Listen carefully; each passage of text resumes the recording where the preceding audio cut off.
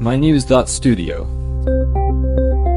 Picture a child in Sao Paulo who once lived in a crowded settlement, now able to attend school and get a daily meal. How did regions like Latin America and Indonesia manage to reach historic lows in poverty while much of the world struggled? Today's date is 2025, 10/25. The recent figures from Latin America and Indonesia really stand out. In Latin America and the Caribbean, multidimensional poverty dropped from 45.8% in 2008 to 25.4% in 2023, with 2024 projections showing the same downward trend. Indonesia officially recorded a poverty rate of 9% as of March 2024. And these aren't just temporary changes, these are long-term reductions, happening even as many countries face inflation and post-pandemic challenges. So, what changed? Why did these areas make progress while others saw little movement? A big part of it is in how they measure poverty. Latin America started using the Multidimensional Poverty Index, or MPI.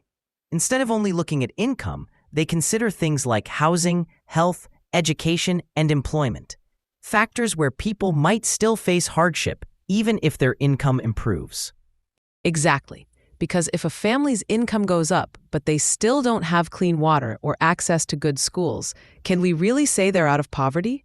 The MPI gives policymakers a way to see those missing pieces. Brazil, for instance, used this information to expand Social Security, boost pensions, and directly address poverty in cities. Brazil's Bolsa Familia program, pension reforms, and targeted urban investments all aimed at those specific issues. Plus, rising real wages and more foreign investment helped the broader economy. I'm curious, do we know how much of the reduction comes from these social policies compared to pure economic growth? It's tough to separate them completely, but the data points to targeted interventions making a real impact, especially for those in deepest poverty. For example, when Brazil expanded Social Security, the drop in multidimensional poverty was sharper than the drop in income-based poverty. Let's look at Indonesia. The government there focused on direct cash transfers, food subsidies, and rural development. During inflation or economic shocks, these programs helped protect the poorest households.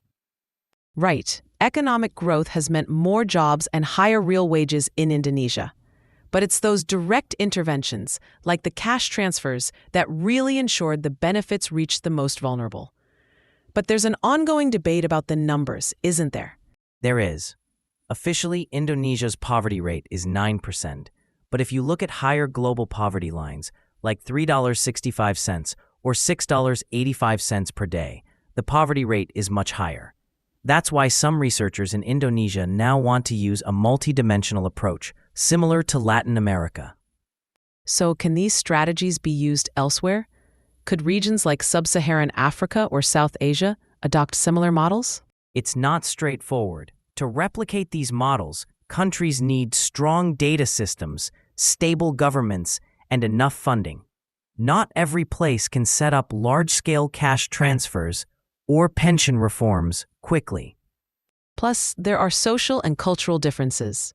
What works in an urban area of Brazil might not fit rural Indonesia. Still, the main takeaway is that measuring poverty in broader terms leads to better targeted policies. That's really the point.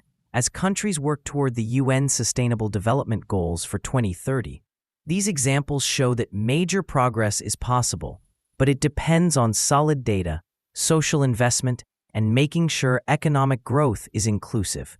So, for policymakers elsewhere, what should they take from this?